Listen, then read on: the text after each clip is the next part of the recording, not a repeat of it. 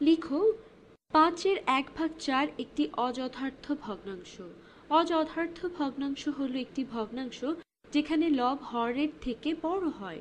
এখানে একটি বিশুদ্ধ ভগ্নাংশ নয়, এখানে আছে একটি পূর্ণ সংখ্যা এবং একটি ভগ্নাংশ মিশ্রিত অবস্থা।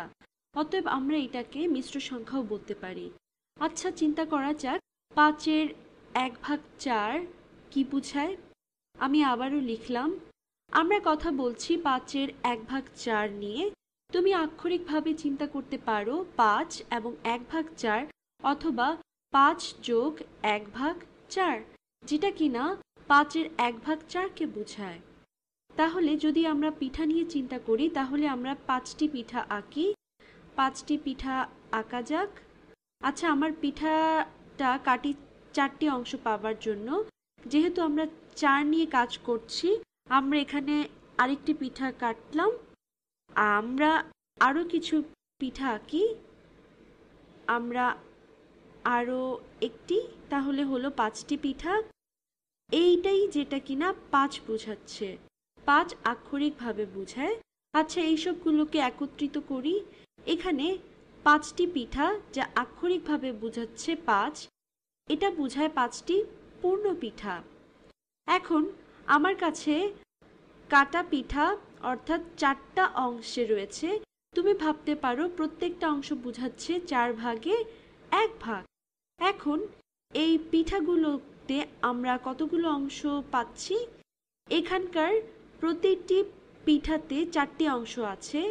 প্রতিটি পিঠাতে ৪টি অংশ আছে। এখানে লিখলাম প্রতিটি পিঠাতে ৪টি অংশ আছে গুণ ৫টি পিঠা, ৫টি পিঠা, যা সমান হবে ২০টি অংশ। অথবা অন্যভাবেও চিন্তা করা যেতে পারে, প্রতিটি অংশ হলো ১/৪, তাহলে এটা সমান হবে ২০ গুণ ১/৪।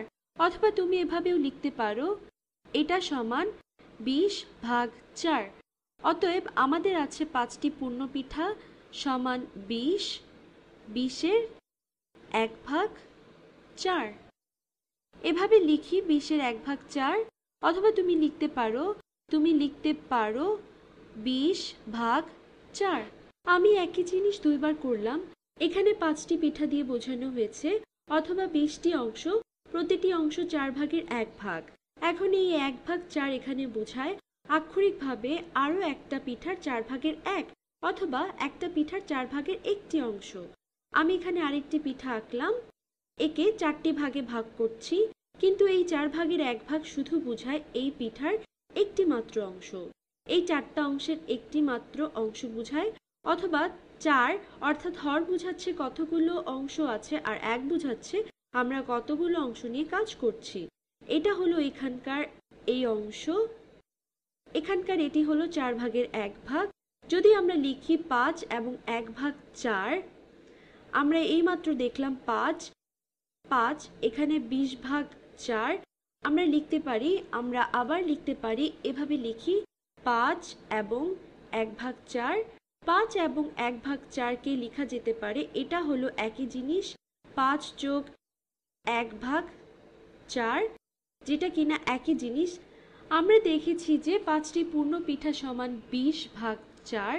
দেখো, এরা হলো একই জিনিস। আক্ষরিকভাবে ২০কে ৪ দ্বারা ভাগ করলে তুমি ৫ পাবা, আর কিছু থাকে না।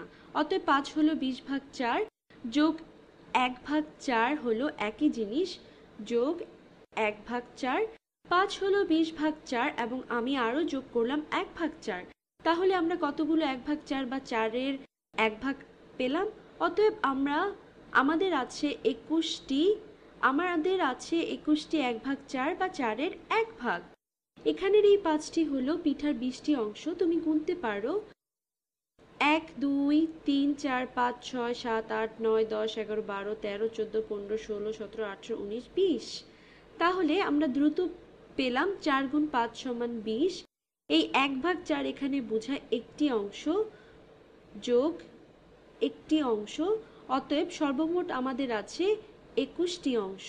অতএব আমাদের আছে ২১টি অংশ এবং প্রতিটা অংশ হলো ১/৪ বা 4-এর ১। অতএব আমরা বলতে পারি আমাদের আছে ২১ গুণ ১/৪ অথবা 21/4 অংশ পিঠার।